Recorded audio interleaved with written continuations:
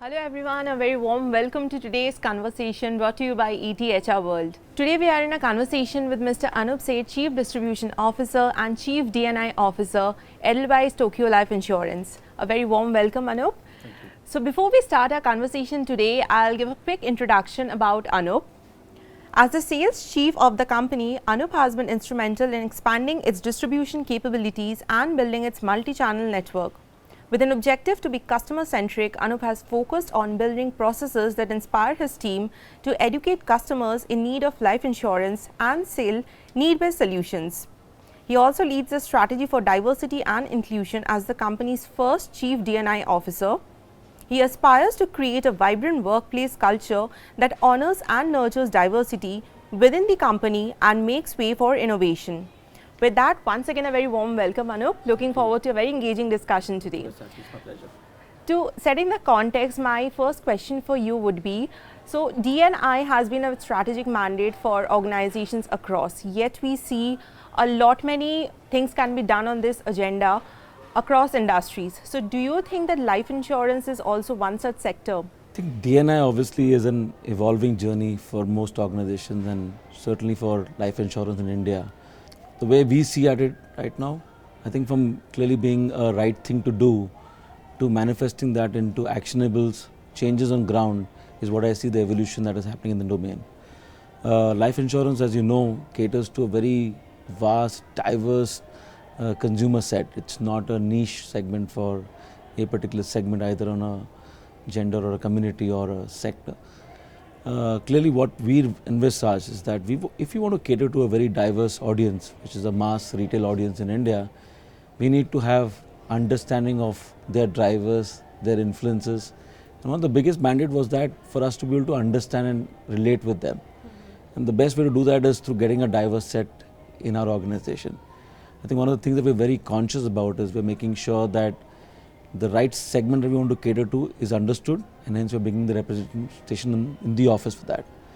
We've started with the mandate on D&I with the focusing on women and PWD. I think it's the start, and the way we see ourselves is with every passing year we're maturing our processes, our work on removing the biases which prevent the diversity from setting in, and also trying to make this inclusive not just at the grassroots level but at the middle management, senior management level. We found great success, and I think the joy of creating a more plural organization are benefits that we are reaping, and so our commitment on this gets further reinforced.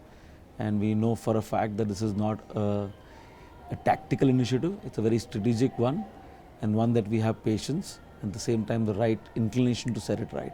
Great to hear that. So Anup, talking about D&I, how big an opportunity does Edelweiss Tokyo have to bring in an exemplary change in the D&I sector in the life insurance vertical? What's your take on that? So before I answer your very engaging question, I'm going to say the way we see D&I, as saying bringing in diversity is like calling people for a party. Making it inclusive is making sure they have a great time at the party. So the endeavor from our side is not just to have diversity in terms of percentages, but making sure they have the full runway for them to be able to excel in their potential. And one of the things that we have been able to do, while our women representation in our office has gone up by 30% over the last 2 years, I think the thing that we're working on is making sure there are forums for us to be able to relate with them, understand them, and give them a faster runway for them to grow. I mean, needless to say, women in India are 50% of population. It's underrepresented in the corporate world, which clearly means that there was a point in time where there was a negative bias to helping them come into the corporate world, stay longer, and become successful and get those glass ceilings off.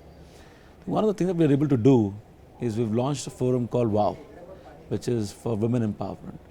Essentially what happens is, while there's a learning track for everybody at the entry level, which we call it YLBL, we are now we've created a dedicated training program for women leaders for tomorrow. And there are focused development plans which are, we call them as edge development plans for each individual to help them make sure that we fast track their careers and take them to senior positions. The other thing I can tell you, what a conscious strategy we've made. I'm the first DE&I officer. I run distribution, where almost 80% of the organization sits in. The focus here is to make sure that when we're looking at career growths and we're looking at salary corrections or salary appraisals, we're very conscious that women at the same level may draw a lower compensation. So we have a specific budget to make sure women employees with equal vintage, with equal parity in terms of performances, meritocracy being at the core of it, are rewarded significantly higher, because they need to come back to the salary levels that they rewardingly justify. Because they've started low does not mean they should not be equated. And so we're working on those programs. What we're also working on is saying there are some biases that always happen. Especially women face a mid-career level when they get married, when they have children. A lot of time our policies with regards to paternity, maternity, the anxiety that people go through, the soft anxiety during maternity, are things that we've launched through structured policy changes, at the same time creating a softer, nuanced organization, which makes sure that women, when she wants to start a family life, does not feel she's going to take a career break and she'll be set back. But at that point in time, there are counseling, there are coaching, there are mentorship, there is an equal mentor attached at that period, which makes sure that the disengagement that the person requires to start a family is not going through anxiety but going through peace and happiness. And the onboarding back, the engagement back in assignment, is made sure the continuity is taking care of both hard measures and the soft measures. So, for instance, each person who goes on maternity leave, the L2, L3 manager, including the DE&I office, engages with that person much before the person goes on maternity leave. And then once the person is in the maternity leave, all updates with regards to her evolution on her career, and if there is an appraisal cycle that is happening, all of them get done with as much ease as it would have been done if the person was on board. I think one of the things that you've got to realize is there are a lot of biases within the office which exist of these profiles belong to women, this profile has travel, this profile has late working hours, has partnership meetings. We're making sure those biases are off people's table. What we have set up a forum is women can voice their concern of saying what is that they are comfortable and how is that we sort of align the manager or the distribution organization to align to those realities, rather than treating them as elimination, making those as conscious approaches and strategies. And right now we have DE&I as an almost like a mandate within each person's goal sheet. So there is diversity, which is not just a good to do, but a mandate from organization. We've seen merit of it.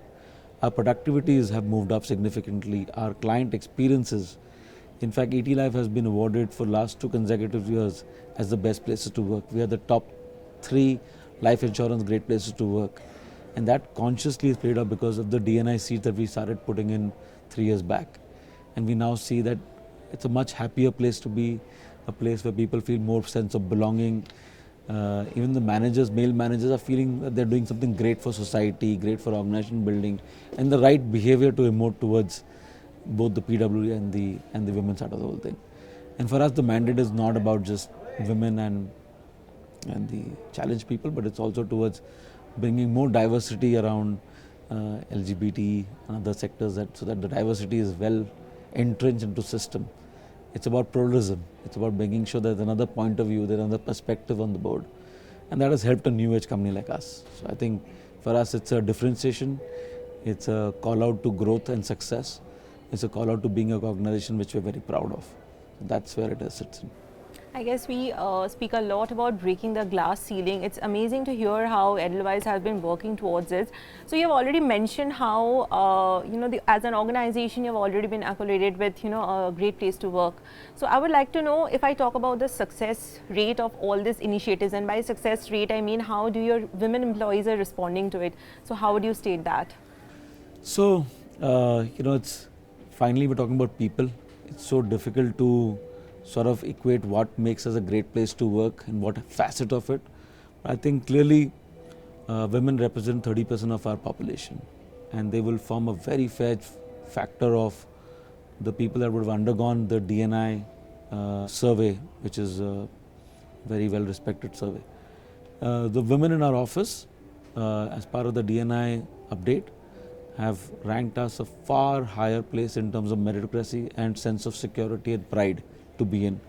That reflects that what we are doing towards women is not just something that makes us feel good, but makes the audience to whom we want to experience a very plural organization, a very diverse organization, an organization which is leveraging and enriching on their experience that women bring on board. But what is more interesting to see is the number of people that women leaders have occupied positions at middle and senior management, and how they are bringing organization marching ahead on both the customer asset of making sure the customer feels great about ET service, and the distribution outcomes in terms of number of lives and customer that we are securing. And I think in all facets we see women playing a very significant part of both the numeric part of it and the softer nuance of it.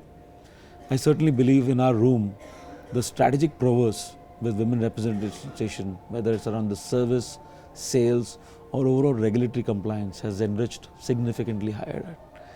I think if I had to say ET Life is a better organization, answer is 100% right. Is the journey come to an end? No way. I think we are somewhere in the middle. There's a long way to go, but certainly feels like as if we're building an organization which not only is going to be able to fulfill the purpose of helping customers fulfill their dreams and aspirations, but truly be an organization which is a benchmark, a hallmark in all facets. Amazing to hear that. So Anup, another thing that we have been hearing that Edelweiss, apart from, and especially when we talk about diversity and inclusion, it's way beyond just gender diversity. So another thing that we have been hearing that Edelweiss has been taking a couple of initiatives towards people, with special disablement. So could you shed some light on that? And most importantly, how are you making the workplace accessible and friendly for these people, if you can throw some light on that? So that's an initiative that's been very close to our hearts. We started on that a year and a half back, and before you launch an initiative, it's easy to sort of hire people with certain disability. Whether today we've opted for hearing disability, it was important to prepare the organization for making sure they are onboarding, they are learning, their development, their mentorship, their long-term careers are taken care of. So a lot of work in the first 6 months about identifying which segments we want to onboard, and for them what sort of roles, and hence what sort of leadership we need to provide internally. We've onboarded 10 people who are on the PWD side, and we made sure the departments underwent a training to be able to communicate, relate with them, to be able to train them. The entire induction process was built with the intent of taking care of their challenge on hand and making sure that they are as assets fully feeling comfortable and leveraged in the system. Right now there's a lot of policy changes, there's a lot of infrastructure changes, there's a lot of leadership changes and environment and economic environment for them to be onboarded. It's very initial, but the first sense of it is, I think it's taking us ahead as an organization on being a truly diverse organization. I think it's too early to say how they will manifest into becoming a career professionals and how they'll go from being an entry level to a middle management to a senior management. I think a lot of work around there to making sure jobs which are far more complex and require wholesome cells for them to be implemented, how we are grooming and working with them. This is early in our stage, but our commitment and resolve for the first year's experience and outcomes makes it even more stronger. I think we want to stay at it, we want to build at it. As I said, this is not just diversity at bringing physically challenged at a certain sect or women. For us, it's a very plural agenda. We have a three-year long strategy, and our executive council on the DE&I have people with great intent and bias for action who are at regular points meeting and evaluating what next we're going to do to make sure this 3-year roadmap manifests and truly ET Life tries to differentiate not just from an intent point of it, but from an execution point of view. And the organization prides itself on being the soft organization. We have a balance between IQ and EQ very strongly. And I think playing to our strategy of catering to a new age consumer, the consumer is looking for value on every stage, and we want these people to play us and a big part of the role in making sure the value for the consumer's life cycle is managed by these people. A lot of experiment, a lot of learnings, a lot of good first level outcomes. makes our resolve more stronger. Great to hear that, and best wishes from our side also. And talking about the 3-year roadmap, we would love to hear more about how things are progressing and how they are gradually adding value to your business. So best of luck for that. Another thing I would want to know, you have touched upon a couple of points talking about women empowerment across hierarchies, talking about people with special abilities. So if I talk about in a broader perspective, so what all initiatives you have taken to holistically improve D&I at Edelweiss? I think an intent without initiatives and without proper program management will sort of fail. What we have done is we follow a principle called Lakshmi Saraswati Durga, which is essentially making sure that economical value, the learning value, as well as the position and appropriate positioning of the individual is well taken care of. Following this principle, we have made sure that for the women part of the whole thing, which is slightly a more mature process, I would say, we have launched the WOW Forum, which is nothing but a fast-track learning program for women. We have launched several initiatives on making sure the paternity, maternity policy, both even the, in case of abortion, the policies are well taken care of, so that the person has a time to grieve and come back into the fold. Apart from that, we have now launched several initiatives to be able to make sure hiring, for instance, we pay our consultants more for women hiring than for male hiring.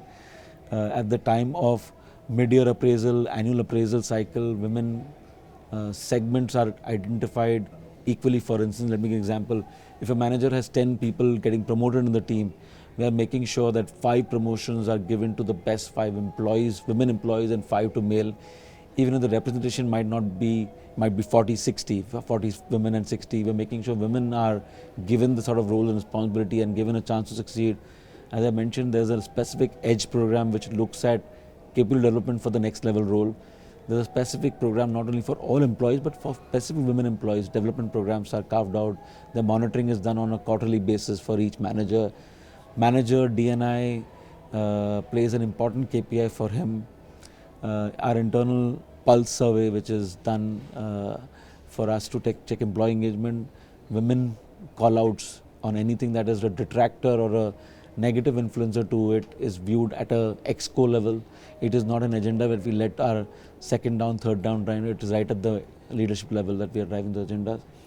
I think more importantly, we are trying to make hard measures, softer measures of learning, but we're also trying to make an organization a far more listening organization. I think the first thing is a lot of things get discussed and sometimes you hear it through a grapevine. What we have now done is formal channels of engagement with both the women as well as BWD employees, which are set up where we make sure the leadership of the organization is hearing what are things that are sort of not enabling or propelling them, catalyzing them. Those forums have been set. Right now, as I see, we see a differentiation in consumer call-outs on women advisory on life insurance as a product for choice. We see significant uptake on women advisory for consumer, and that's what we are trying to use as them as mascots, as leaders to train newer people to make sure that the women have a soft and a hard nuance very well, and we're getting the male employees to appreciate and understand that and getting them to be as role models for them to train the organization. I can go on. There are several initiatives which are hard and soft, but these are the top 7, 8 that come to my mind which help us to further propel our D&I initiatives in our organization. Great. It's kind of amazing to hear how organizations are gradually walking the talk, and we believe there's a long way to go. So, Anup, from your experience in the industry as well as from a D&I point of view, what would be your advice to insurance companies to ramp up their D&I programs? And most importantly, if you could share top 3 metrics to measure the success rate. So what would you say? I think the first big thing to solve anything is to have a deeper analysis, a recognition that whatever we do today is a subset of the way we have been brought up. A lot of what the society has done is the way our forefathers or grandfathers or beyond have dealt with women. recognizing that the society has not been fair to a very large segment of people who have aspirations, who have dreams. Recognizing that some of our cultural biases are blocking that up is the biggest, deepest analysis one has to do. The second thing one has to do is one we have understood some of the biases that come in from our culture or from our way we have brought up in our corporate world, is to be able to analyze them and see what are the triggers that trigger those biases. Because great intents and great policies can fail if you don't recognize those biases exist. We have a conscious strategy to analyze those biases.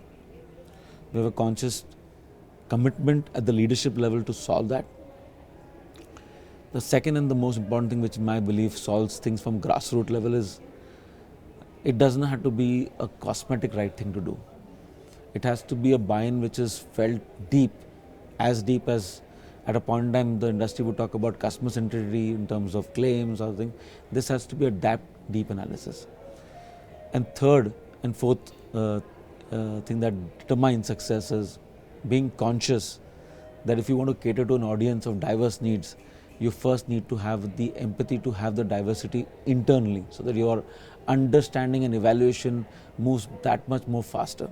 And the fourth thing is, which are in my view for anything to be successful, to move from intent to action, is having a dedicated team of DE&I which not only looks at from the lens of just the DE&I but also aligns it to the organization strategy and brings it in a manner where it is sort of symbiotic to the strategy and not just an add-on arch which is playing out. I think the 4 DE&I heads that we have, which are playing a very important part of the strategic universe, represent 95% of our organization. Their involvement not just from a functional point of view but also from an organization strategy and mandate is critical. The most critical thing that we have done over the last 1 year is sort of broken the entire DE&I thing into matrices on projects, key outcomes that we want to measure. There's a monthly dashboard that gets presented to the Exco which gives us visibility on how not only we are adding more people but retaining talent, but working on fast tracking development and how the softer feedback of those initiatives are retracted back to this council and measures and actions are taken to be able to solidify so it has to be broken into projects, CTQs, analysis and re-evaluation of making sure that while our intents were right, our initiatives were right, was it reaching the right audience? Is it coming across in a manner that helping us propel the organization strategy as well as the DE&I mandate which is sort of knitted in? I think a lot of time, it needs commitment and time and buy-in right at leadership level. We are fortunate both our shareholders and our management team remains fully committed and has seen the last 2 years of it playing out very well in terms of our outcomes. And that's where our commitment becomes even more amplified on the whole thing. As you rightly mentioned, taking initiatives is something, I guess all the organizations are doing, but the very good point that you mentioned, that is it reaching the right audience? I think that's the biggest takeaway that you have shared with us. So thank you so much for sharing your insights. So as we can clearly see, it has been an established fact that be it individual company programs or industry-wise initiatives, the insurance sector is doing their bit to ramp up the DE&I exclusivity in the business sector. Thank you once again for being with us today and sharing such valuable insights. I sincerely hope to cross our paths again sometime soon in future and have more such learning experiences together. Thank you once again for being with us today. It'll be a pleasure, Besaki, to update you on our progress. Thank you.